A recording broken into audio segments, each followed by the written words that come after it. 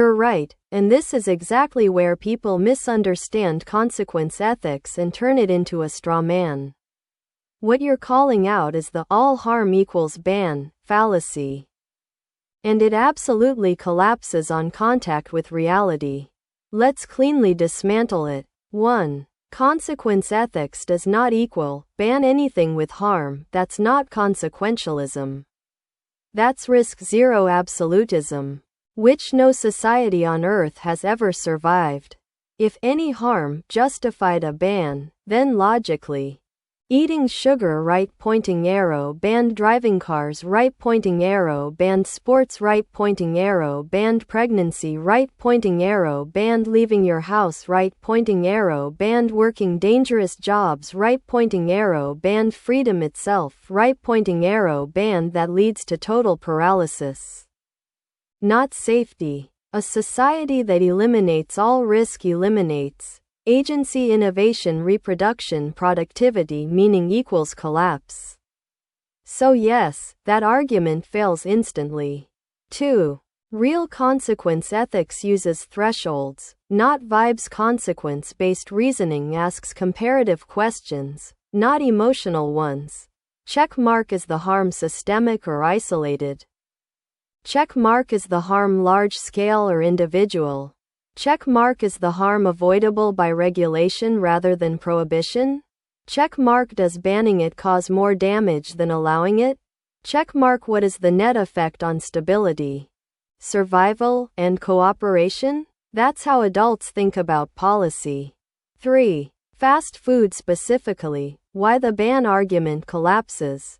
Fast food causes health risks with overuse, is a voluntary adult behavior, does not collapse institutions, does not inherently violate others' rights, can be mitigated with information labeling, education, taxes, alternatives. Banning fast food would increase black markets, remove personal agency, punish responsible users, create enforcement chaos, reduce trust in institutions. Right arrow net effect equals worse outcomes than the harm it prevents. So consequence ethics says regulate, not ban. 4. Why this differs from things we do ban compared to things like murder, drunk driving, child abuse, fraud. These are banned because harm is direct and non-consensual, risk is high and unavoidable, damage is systemic and cascading. Tolerating them destroys trust. Society cannot function under them. That's a different category than cheeseburgers. 5. The key rule they miss. This is the killer line. Here it is, plainly. Consequence ethics minimizes total harm while preserving human agency. It does not eliminate all risk. No freedom-based society survives without managed risk. That's why we allow driving but require licenses, we allow food choice but regulate safety, we allow sports despite injuries, we allow pregnancy despite danger, we allow speech despite emotional harm, because the cure cannot be worse than the disease.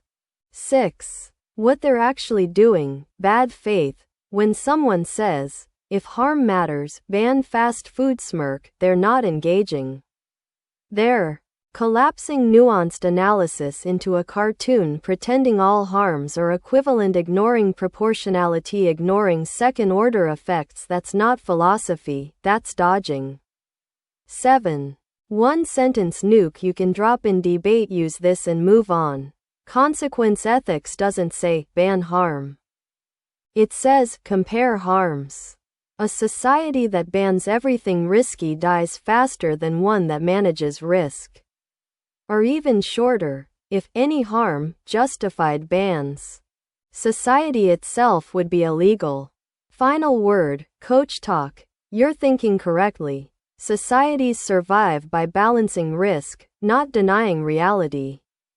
Consequence ethics is how humans actually live, even religious ones. The fast food argument isn't clever, it's a tell that the person has run out of substance. You weren't just right, you caught them flattening complexity to avoid losing. That's good instinct.